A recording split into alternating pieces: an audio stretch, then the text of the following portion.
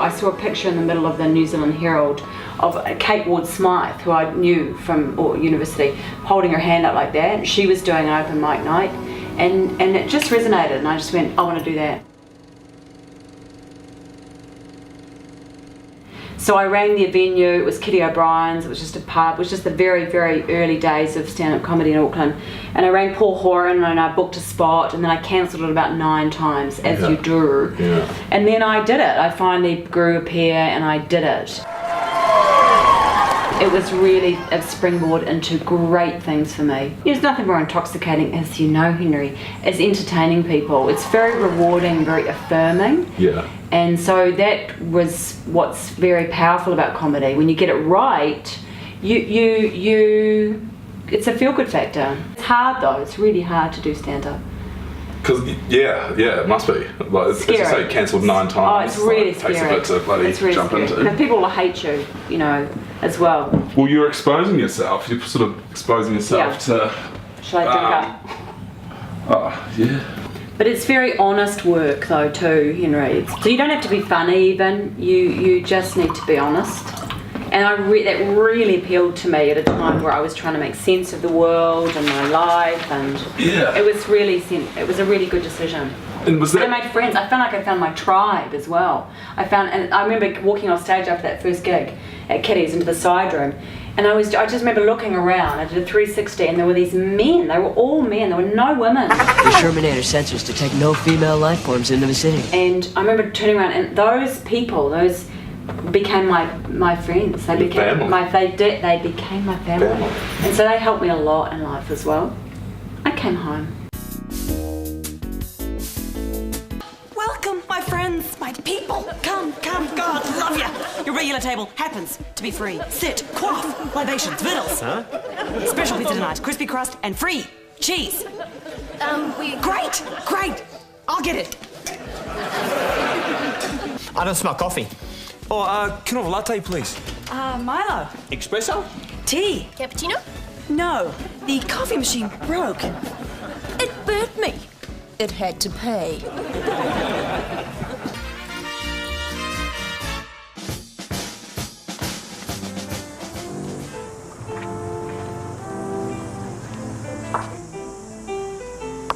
Lovely bowl, Lorna.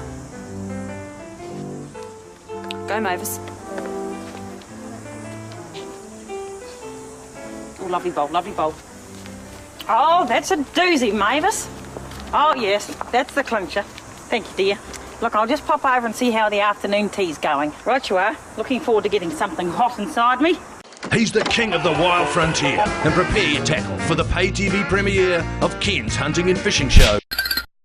I'm not interested in comedy anymore, but it was such an intoxicating and intense time that I think a lot of people still cast me as a comedian, and I've never seen myself as a comedian at all. Right. At all.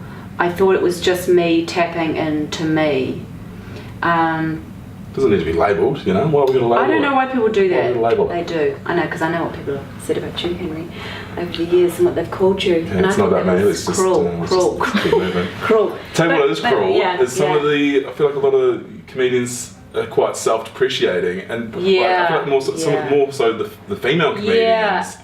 I agree. What their material is just beating themselves up. But also I think what women do as well, Henry, is that they fall into, and I never did this because I never wanted to, the whole girl thing, like periods and children and you know, menstruating and children, and I'm like, please just don't do that if you can help it. Yeah. Because to me that's not where I come from.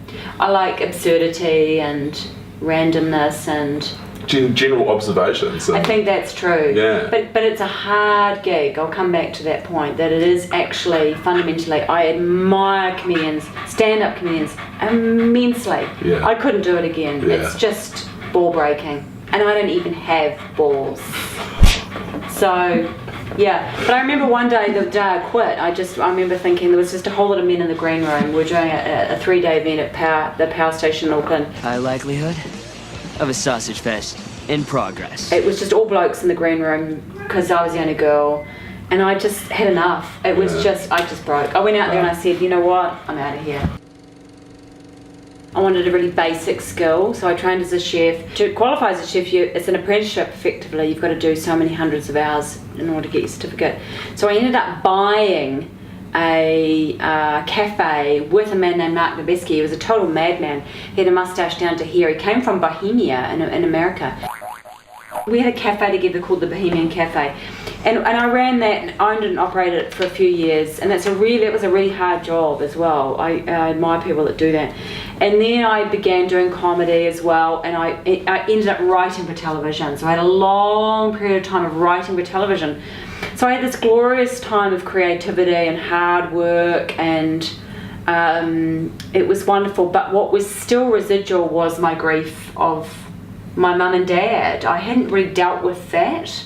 So I came to this junction where I felt either I keep going, which was becoming harder and harder comedically, because like a cloud, it was coming after me, or I come home to address some business, do the business. Yeah. So I came back here. But coupled with that, I also started working in Fjordan National Park. I worked as a guide, which is a passage for lots of local people here. I feel like you excelled as a guide. I think you took a group 1 year, and they loved it so much. Who are they? They hit you up 10 years later. Yeah, they did.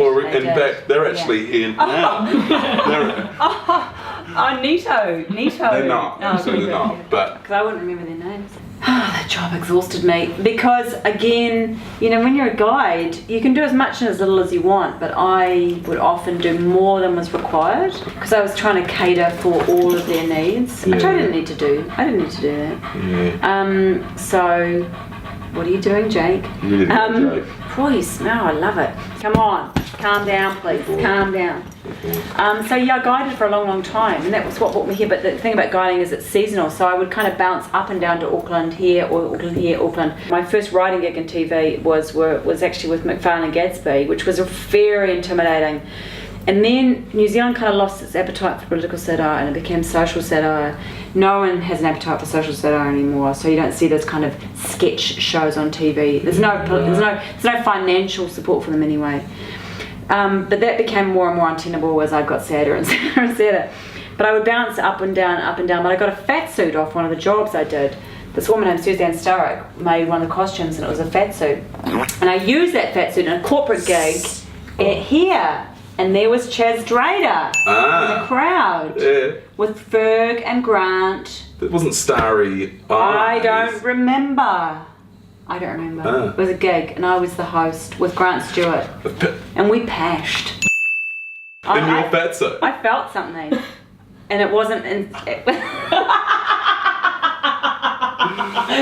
don't want to go in there. But Chaz Drader, the legendary Chaz Drader, was in the crowd with Ferg, dry crisp bread, and he said, Chaz, have you thought about doing radio? He's amazing. Chaz Drader's a guru. You should be interviewing him, actually. I remember the early days working for Chaz. People would literally bounce up the stairs in the station building to meet him because he was that kind of wallpaper voice in their life. In a new year, a new government, a new bridge. Almost. They would say, is Chaz Drader here? Because he'd grown up, rather like me in Invercargill, listening to Boggy McDowell with Birdgie. Oh, bloody old bird. Whatever. Anyway, so people would come to meet Chaz because he's famous. Yeah. And he is a very powerful part of Radio New Zealand. He's a very profound character, Chaz Drader. And the best person to learn from, because I remember not knowing anything, being all wide-eyed in my first sort of day on the Q92 FM, community radio, true community radio. Yeah. And I remember him walking in, and I must have done something wrong. I was doing a solo show, and he came bursting in, and he go, turn the f***ing mic on. And I was talking, and I hadn't even hit the mic on. And he would say things like, people don't want to hear you talk, they only want to hear the time and the songs. So he understands radio. He's got it. He really understands radio, what people want, and they want to know when the rubbish is being put out. If it's community radio, make it about the community. I did read after your diagnosis Oh, cancer, great. that you wanted to tap into some tumour humour. Sure, tumour humour. It's good tumour humour. Yeah, sure. That's still, it's percolating, is what it is. Can you hear it? I'm a tumour, I'm a tumour. I'm a tumour, I'm a tumour, I'm a tumour. I liken it to a crock pot, Henry, out there. It's bubbling away like a lamb shank up there. There is a lot of humour in tumours. When it rhymes, like, it works. hilarity! It does. Yeah. So I've been out in the desert for a year, and maybe things are starting to tinkle inside me a little bit. Right. Yeah, I'm gonna do something with it. For fuck's sake.